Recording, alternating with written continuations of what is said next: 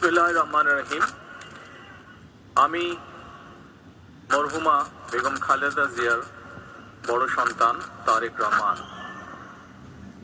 আমি আজকে এখানে উপস্থিত সকল ভাইয়েরা এবং বোনেরা যারা উপস্থিত আছেন,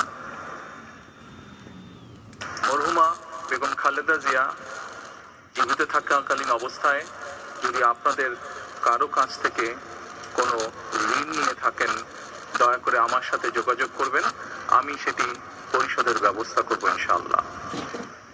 একই সাথে উনি জীবিত থাকাকালীন অবস্থায় ওনার কোনো ব্যবহারে, ওনার কোনো কথায় যদি কেউ আঘাত পেয়ে থাকেন, তাহলে মরহুমার পক্ষ থেকে আমি আপনাদের কাছে ক্ষমা প্রার্থী। দোয়া করবেন আল্লাহ তাআলা যাতে ওনাকে বেহেশত দান করেন। আসসালামু আলাইকুম। আসসালামু আলাইকুম।